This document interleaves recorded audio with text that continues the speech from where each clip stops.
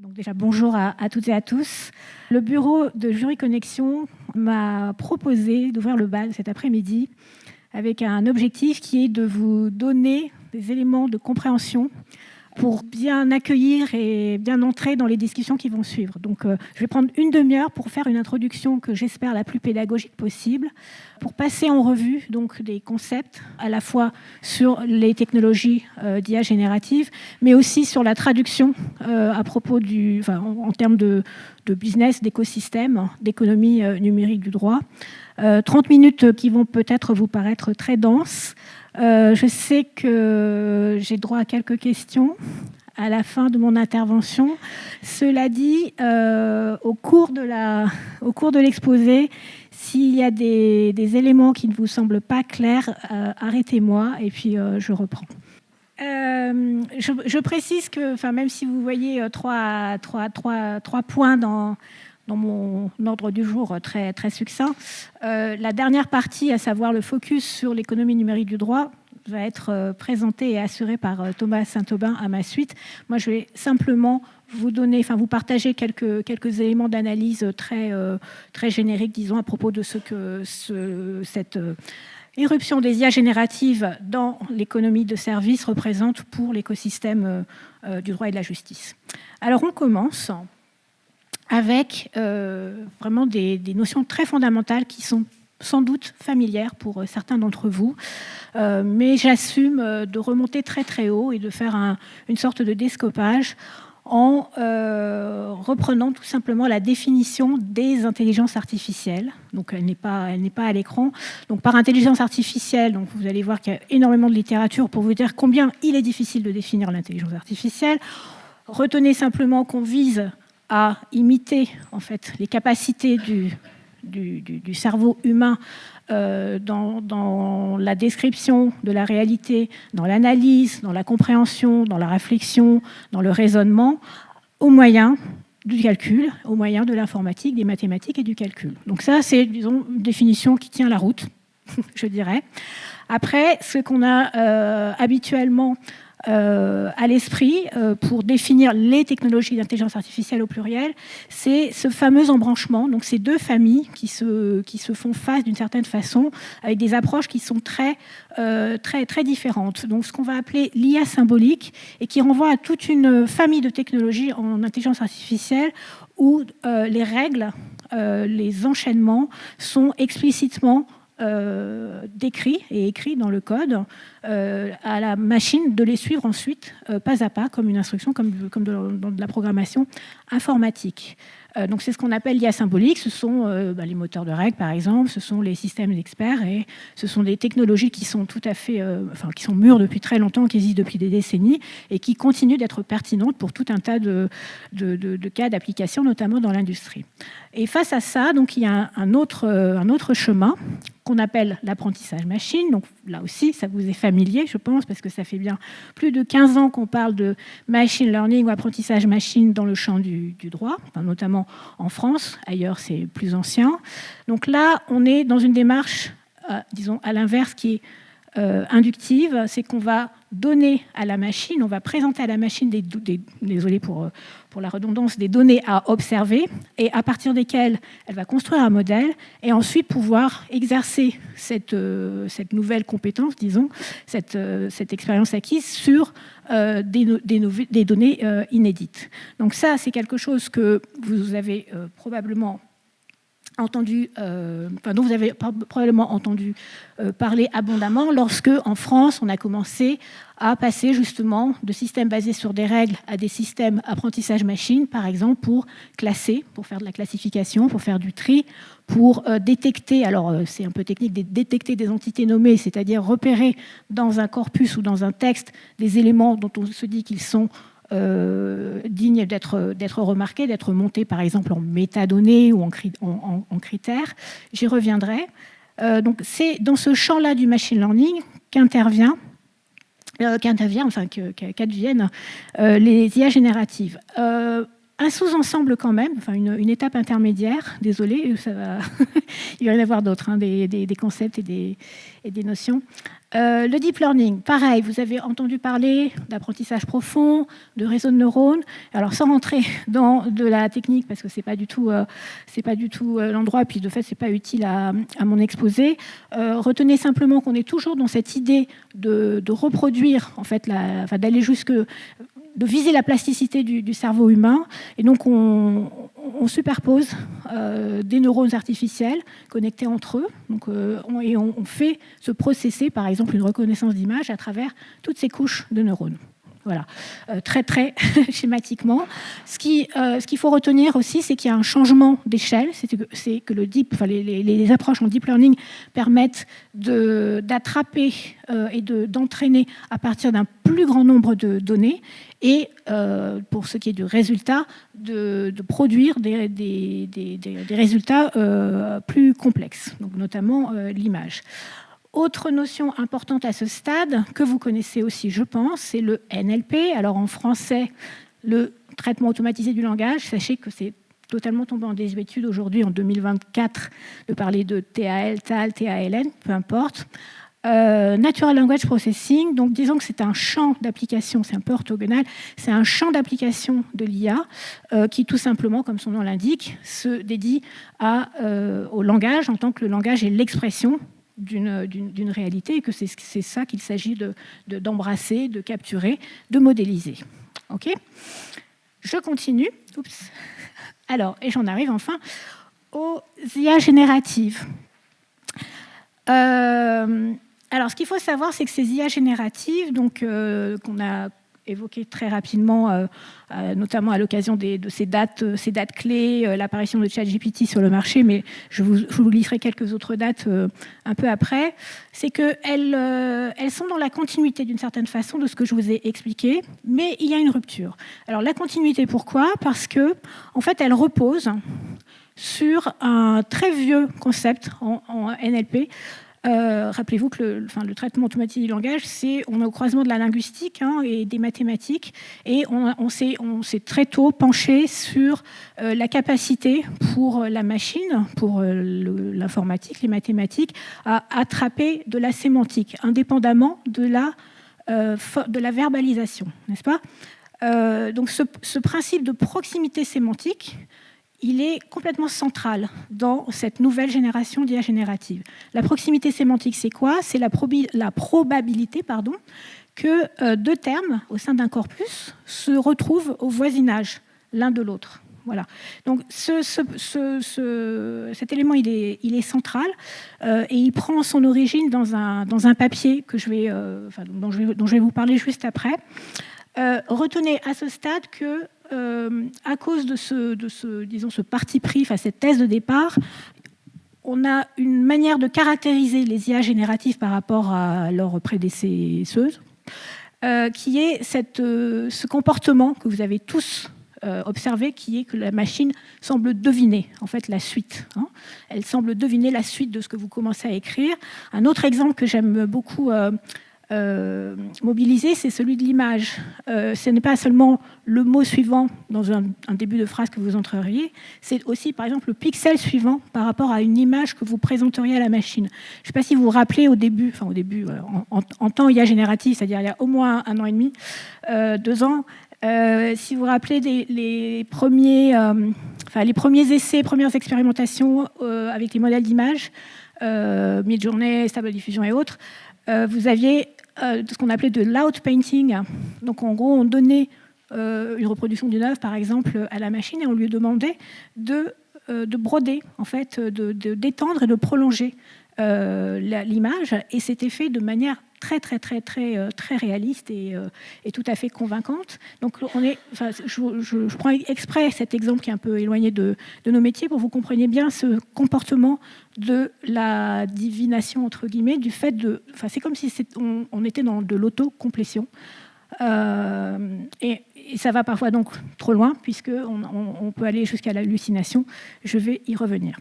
Alors, je vous disais qu'il y avait un point de départ avec un papier au sens un article scientifique, qui est dû à la recherche chez Google et qui est déjà ancien. Alors, imaginez 2017. Dans l'été 2017, donc, les équipes R&D chez Google sortent un papier dont les data scientists ont beaucoup parlé ensuite, qui est, donc, peu importe qu'il soit de travers, mais Attention is all you need. Donc, au centre, ce que je vous ai expliqué, la proximité sémantique, et une proposition qui s'appelle les matrices d'attention. C'est pas grave, vous pouvez oublier. Qui pose l'hypothèse au centre et qui, du coup, pousse une autre architecture de modèles et qu'on appelle les transformers. Donc, c'est le T dans GPT. Okay. Ce qui ne vous aura pas échappé, c'est que, comme l'a évoqué Michel Bourgeois, les premières fois où le grand public a entendu parler d'IA générative, elle n'était pas du fait de Google, qui est un peu à la peine en ce moment, mais bon, on attend. Bard vient d'être annoncé là pour une mise sur le marché à échelle mondiale. Donc a priori, ça y est, ils sont à nouveau dans la course. Mais tout s'est passé ensuite du côté de GPT et OpenAI. Alors, je suis en train de chercher ma souris, excusez-moi. Je ne sais pas si je vais pouvoir y arriver. Elle n'est pas branchée, je crois. Moi aussi, je fais des... Ouais. L'écran est à droite ou à gauche? Ah, c'est bon. C'est ce que je voulais.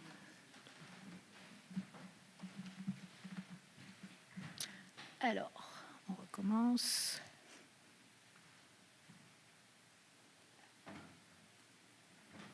Donc, je vous disais, papier Google en 2017.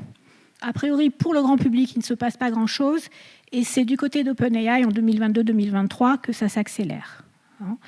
Ce qu'il faut savoir, c'est que quand même en 2017, à la suite, cette technologie, elle a été implémentée chez Google. Et vous ne l'avez sans doute pas vu, vous qui êtes documentaliste le savez, il y a un modèle qui s'appelle BERT et qui a été implémenté dans la version à l'époque du moteur de recherche Google Search. Voilà. Donc c'était une première application, une première mise sur le marché, mais pour autant, on n'entend pas forcément beaucoup parler de LLM, de modèle de fondation à l'époque.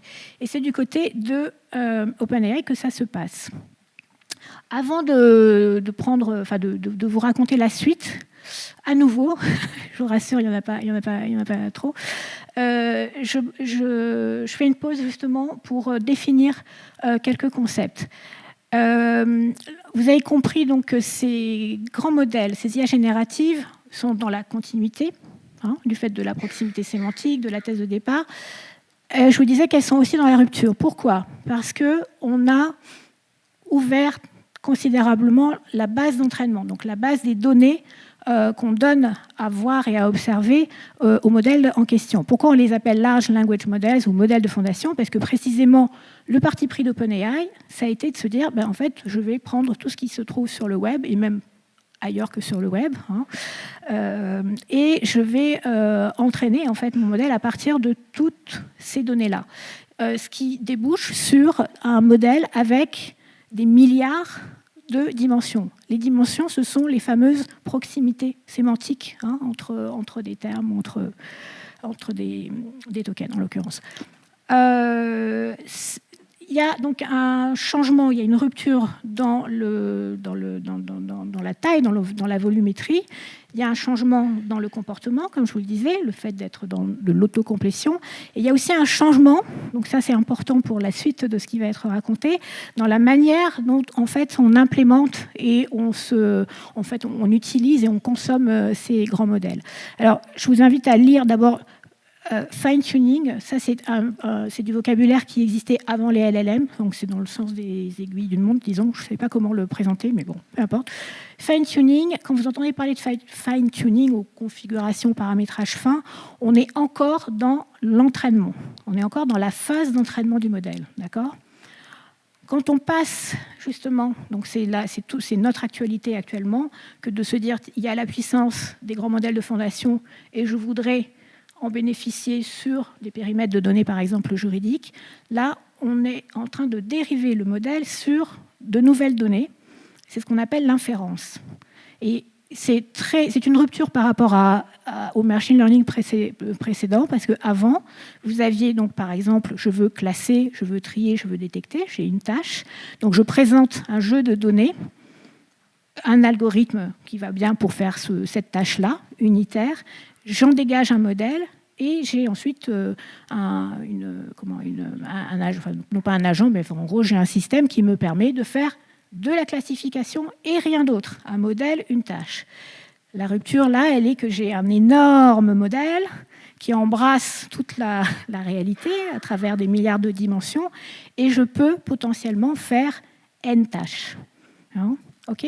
Et donc, si je veux, moi, mobiliser cette puissance sur un périmètre donné, par exemple, si je veux le spécialiser, je peux effectivement aller chercher le gros modèle et faire du fine-tuning, mais ça n'a pas de sens. Il y a une autre façon de faire aujourd'hui qu'on appelle l'inférence, c'est-à-dire que je dérive ce gros modèle sur mes données dans un contexte nouveau. Ajouté à ça, vous avez en fait aujourd'hui énormément de littérature et d'actualité autour des manières d'optimiser, d'affiner, de spécialiser, de raffiner les modèles en question. Je vous en ai juste posé là, dont Thomas va parler probablement, qui est le RAG.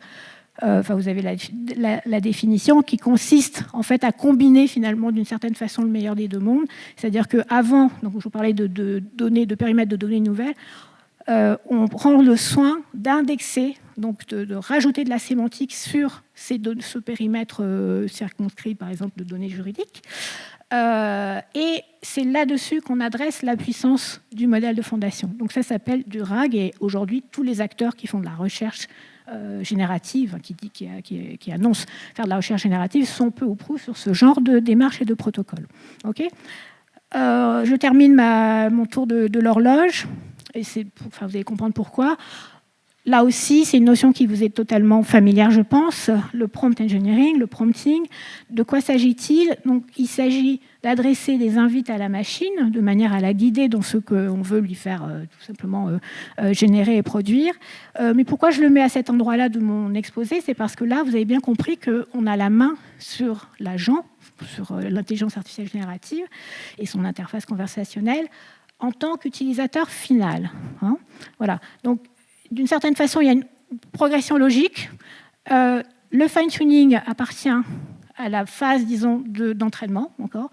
L'inférence, on commence de s'intéresser, on commence à le rapatrier, disons, et à se l'approprier avec diverses approches. Donc, le RAG en est une, mais il y en a plein d'autres. Et le prompt engineering qui vaut pour tout type d'IA générative, où on est l'utilisateur final et on a la main pour lui demander N tâches. Je pense que ça va, tout est clair jusque-là.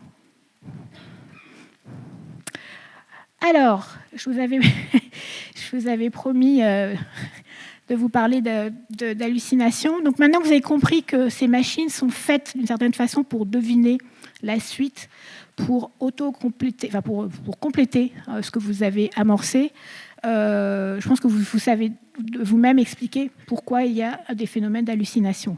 Donc l'autocomplétion en question, elle est hyper, j'ai envie de dire, zélée. Hein. Elle est très très consciencieuse et elle va donc jusqu'à générer des aberrations, jusqu'à générer des choses qui sont fausses tout simplement. Alors la machine n'a aucune espèce de notion de ce qu'est le vrai ou le faux, mais tout simplement parce que, d'un point de vue statistique, les mots en question qui sont proposés dans la suite, ce qu'elle génère, se trouvent être en général au voisinage les uns des autres. Et donc ça semble plausible, et donc la machine vous retourne cette réponse. C'est ce qu'on appelle l'hallucination. Donc ça, c'est quelque chose qui est vraiment, pour le coup, spécifique aux IA génératives. Il y a des façons, évidemment, de le contrer, de le limiter. Donc notamment, comme je le disais tout à l'heure, en se disant, parce que je suis sur un périmètre d'activité, un secteur d'activité de toute façon très fermé et très spécifique, en adressant le modèle uniquement sur un périmètre de données et aucun autre, et donc en lui interdisant d'aller chercher ailleurs sur le web, sur les données qui ont été entraînées, disons, à la base. Mais il y a aussi, donc ça, je l'ai juste c'est une ligne hein, sur ma slide. Il y a aussi une démarche qui est hyper intéressante aujourd'hui, qui a déjà quelques mois, quelques années, et qu'on appelle les IA constitutionnelles, et qui consiste en fait à rajouter, à contraindre le modèle by design, en lui faisant observer certaines règles, donc certains interdits. Donc des tables de la loi, une constitution, c'est pour ça que ça s'appelle l'IA constitutionnelle. Et Claude, que vous évoquiez, donc de la société anthropique, est dans cette démarche notamment. Et donc typiquement, lorsqu'on vise justement, il y a un gros sujet, on va y venir aussi sur les écueils et les points de vigilance, il y a un vrai sujet de confiance et de sécurité et de fiabilité. C'est une manière d'y répondre dès la conception, nativement. Okay, justement, alors ça peut vous sembler pareil, très, comment dire, non pas trivial, mais déjà acquis. Vous avez tous le souvenir des discussions nombreuses et vives autour de la fiabilité des modèles de machine learning, donc avant même les IA génératives. Donc il faut savoir tout simplement que là, on est toujours sur ces questionnements, on est toujours sur cette vigilance et cette exigence de qualité des données. Alors le mot qualité, pour moi, il est un peu problématique parce que comment est-ce qu'on définit qualité? Donc, je préfère parler de représentativité parce que le sujet, rappelez-vous, il est d'aller chercher des données qui soient le plus fidèles dans leur représentation de la réalité. On parle souvent on parle de biais, donc ça, pareil, notion fondamentale et incontournable. Ce que je veux souligner là, c'est que les biais ils sont effectivement présents dans les données, dans la manière dont vous allez définir la base à observer, dans les jeux d'apprentissage, mais ils sont aussi présents tout autant dans le processus lui-même, c'est-à-dire le processus d'ingénierie en machine learning. C'est aussi le fait, tout simplement, des humains qui sont dans la boucle, donc à qui on demande d'être vigilants sur ces éventuels biais, mais qui sont eux-mêmes tout simplement porteurs de leurs biais en tant qu'ingénieur machine learning, data scientist, annotateur métier. Donc ayez à l'esprit que voilà, les biais, c'est pas juste une question de process et de machine. Il y a des données qui sont entachées de biais. C'est l'ensemble de l'ingénierie qui, de toute façon, comme dans tout processus technologique ou scientifique, tout ça est pétri d'approches et d'appréciation humaine. Il y aurait plein de points de vigilance. Ça n'est pas mon rôle aujourd'hui de vous les lister, mais je voulais quand même. Il y a évidemment la sécurité, la confidentialité, etc. Mais il y a le statut juridique des données qui sont mobilisées pour l'entraînement. Pourquoi je le mets exprès? Parce qu'on en parle évidemment particulièrement à propos des IA génératives et de la manière dont les acteurs se positionnent, notamment les acteurs dans l'économie de la connaissance, se positionnent par rapport aux big tech qui sont porteurs d'IA génératives. Google, OpenAI principalement, mais les autres aussi. Alors justement, à propos d'acteurs, donc là je quitte la technologie pure et dure et j'arrête de vous assommer avec des notions peut-être un peu trapues. Je vous disais que donc la belle histoire des IA génératives, elle démarrait en 2017 dans les labos de Google, qu'ensuite on n'en entend pas forcément parler du fait de Google, mais qu'ensuite ça ressurgit donc, sur la scène entre 2022 et 2023, n'est-ce pas? Avant novembre 2022, ChatGPT, mise sur le marché, adoption massive, démultiplication des cas d'usage. Avant ça, il y a un jalon que je trouve intéressant, que nous trouvons intéressant à la R&D, le FEFSARU, c'est l'engouement, l'adoption immédiate de GitHub Copilot. Alors GitHub, c'est un outil, un environnement de travail pour les développeurs, donc où ils déposent leur code et ils le maintiennent, et c'est collaboratif. C'est la propriété de Microsoft depuis quelques années. Et donc en 2022, après que Microsoft s'est rapproché déjà d'OpenAI, parce qu'il y a eu successivement sur les 2 ans des investissements massifs, jusqu'à 11 milliards de dollars début 2023, Microsoft met en place un agent donc qu'il appelle Copilot, dans l'environnement GitHub pour les développeurs. Et l'agent en question a appris de tout le code qui existe sur GitHub et est en capacité d'aider, d'assister de manière hyper intelligente et créative et fiable les développeurs dans leur travail au quotidien. Et ça se traduit tout de suite en CA supplémentaire pour Microsoft. C'est ce qu'il faut avoir à l'esprit.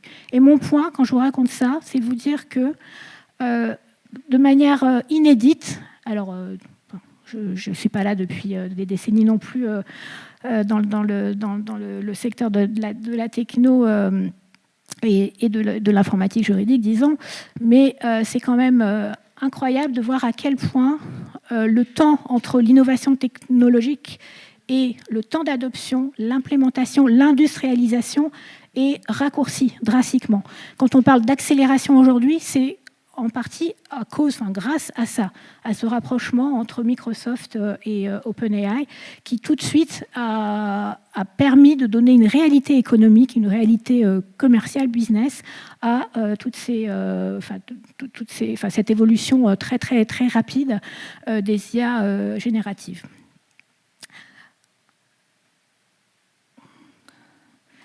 Hop.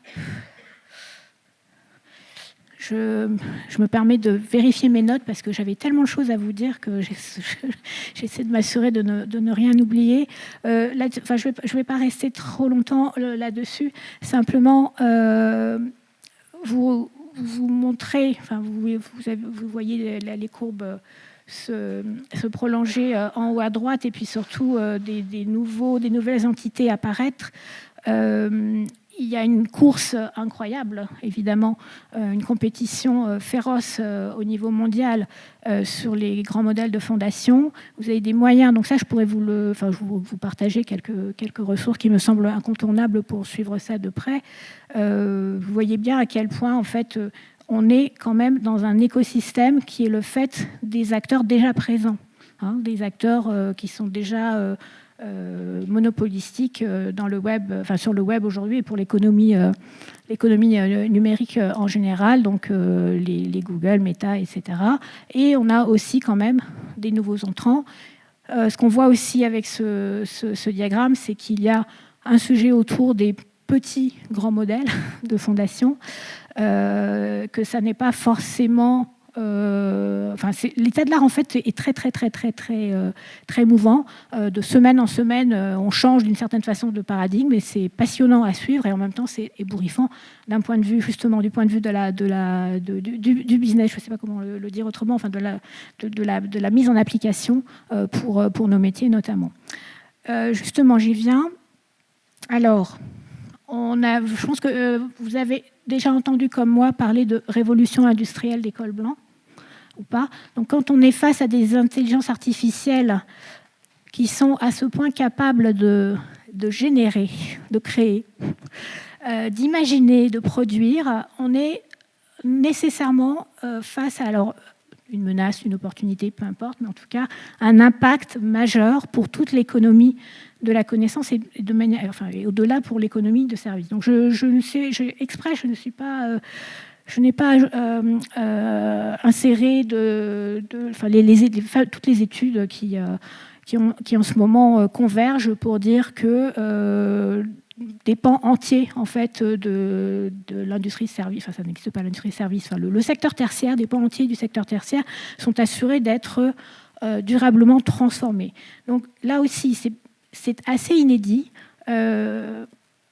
Là, c'est depuis mon point de vue Open Law et Lefebvre-Sarrut, c'est la première. Ça fait 15 ans que j'observe en fait la Legal Tech française se mettre en place, les grandes mutations technologiques traverser cette scène Legal Tech. Là, j'ai vraiment le sentiment qu'il y a une transformation. Les IA génératives ont vraiment une capacité transformative sans égale, et je pense que ça justifie que vous vous y intéressiez et qu'il y ait autant de littérature à ce sujet. On parle beaucoup de création, on parle beaucoup d'imagination. Il faut il ne faut pas oublier autre chose, c'est ce que j'ai appelé productivité, mais tout ce qui est automatisation des processus. C'est qu'en plus de ça, donc c'est vraiment j'allais dire la double peine, je ne sais pas, le double effet qui se coule, mais en plus de ça, les IA génératives se trouvent être aussi plus performantes pour le tout venant, entre guillemets, en informatique. C'est-à-dire que tout ce qui est automatisation, enchaînement, justement, moteur de règles, que j'évoquais tout à l'heure, aujourd'hui, vous avez par exemple une tendance qu'on appelle planification, agentification, qui consiste à demander à l'agent, à l'IA générative, de réfléchir, de définir elle-même le plan, la stratégie, en lui mettant à disposition un certain nombre de skills, de compétences, et en lui disant, voilà, moi, le résultat que je vise, c'est ça, et débrouille-toi. Donc on est vraiment dans un niveau de sophistication sans égal, avec, pour certains, une dérive ou pas vers ce qu'on pourrait appeler l'intelligence artificielle générale. Ok. Je termine bientôt. J'espère que je suis restée dans les temps. Un point qui me semble aussi hyper intéressant et passionnant à suivre, et qui est pas technologique, qui est du fait, qui prend son origine dans la technologie, mais qui est plutôt de l'ordre, alors déjà qui s'inscrit plus dans le long terme, le temps long plutôt, c'est le potentiel de ces IA génératives à réinventer en fait déjà nos expériences de recherche, notre rapport aux outils et aux objets numériques. Vous voyez bien qu'on a basculé de manière incroyable dans des interfaces et de l'expérience utilisateur de type conversation, avec en plus dans du langage courant, donc avec une facilité finalement d'accès à l'intelligence et aux capacités de calcul de la machine sans précédent. Donc ça, il est évident qu'à moyen terme, ça va chahuter, ça va renouveler finalement les interfaces et les propositions des éditeurs de logiciels, des éditeurs, des applis et autres. Et sans oublier qu'il y a très certainement aussi une façon, on l'a déjà expérimenté à l'occasion du moteur de recherche, avant ça on l'a déjà expérimenté à l'occasion de l'apparition de l'interface graphique ou du smartphone plus récemment, d'un point de vue cognitif et d'un point de vue, disons, neurocomportemental, il y a aussi très certainement un sujet qu'il convient de suivre et de surveiller. Voilà, et alors je terminerai avec, du coup, si j'y arrive, une dernière slide qui me permet d'introduire le propos de Thomas Saint-Aubin, pour vous dire, donc je reviens là, j'ai commencé à en descopenser largement, donc j'atterris sur le droit et la justice. Donc vous voyez bien qu'il y a déjà beaucoup de cas d'usage et de business case possibles avec les IA génératives. Je vais juste vous donner 2-3 éléments que je pense structurants. Je vous parlais du fait que pour l'économie de la connaissance en général, l'économie de ces services, des IA qui sont capables d'imaginer, de produire, de créer sont tout à fait indiquées. Donc il y a il y a un match, disons. Au niveau du droit, quand on se rappelle à quel point le droit est un langage avant tout, il y a un vrai parallélisme entre les technologies d'IA générative et le droit dans ce qu'il a de plus, dans la pratique. J'aime bien cette formule entendue à Londres dans une conférence. Le droit, la legal industry, c'est un words in, words out business. Il y a des mots en entrée et il y a des mots en sortie, et on est là pour créer de l'intelligence, de la compréhension, de la préconisation, du conseil. Donc ce parallélisme, il existait avant. On parlait de code is law, law is code. C'est pas tout à fait ça, mais peu importe. Le fait que le droit soit un ensemble de règles avec des ontologies associées, etc. Là, on est encore dans ce parallélisme, on est a fortiori dans un parallélisme qui est frappant. Et on voit bien à quel point, d'ailleurs, moi ce que j'observe, c'est que c'est un vrai reset, disons, de l'économie de la legal tech, donc au niveau mondial. C'est pour les acteurs qui sont déjà présents, une réinvention de leur proposition de valeur, c'est l'arrivée de nouveaux entrants du fait des IA génératives. Donc c'est un vrai changement, un game changer, je ne sais pas comment le dire en français, et avec une caractéristique qui me semble moi hyper importante, c'est que du fait justement de l'interaction, des interfaces conversationnelles, du fait du langage courant, dites-vous que là, la barrière à l'entrée technologique, elle est infiniment basse. Elle est infiniment basse, et comme jamais auparavant. Et ça me semble très important, et ce pourquoi d'ailleurs il y a de nouveaux entrants à nouveau, mais c'est quelque chose qui conviendra de surveiller également. Et le dernier point, c'est un peu ce que vous voyez là, c'est que du fait de la singularité de ces IA génératives, vous avez des cas d'usage qui n'existaient pas avant, enfin des applications, je veux dire, avec des réponses par des solutions technologiques qui se trouvent désormais être couvertes par la technologie. Donc, quelque chose qui peut vous sembler très trivial aujourd'hui en 2024, c'est le fameux résumé. Et je terminerai là-dessus. Jusqu'en 2022, donc pour les versions précédentes de GPT, par exemple, jusqu'à 2, le résumé, c'était quelque chose qu'on n'arrivait pas à craquer, vraiment. Et il y avait plein d'autres approches qui combinaient de la symbolique, etc. Impossible. Arrive GPT-3, bam, résumé, fiable, bien écrit, complet, voilà. Donc là, il commence à se passer quelque chose. Et il y a quelques autres cas d'usage comme ça, nouveaux, qui peuvent être processés par la machine et qui ouvrent le champ donc, sur le marché du droit à de nouveaux acteurs et de nouvelles propositions. Voilà, j'en ai terminé.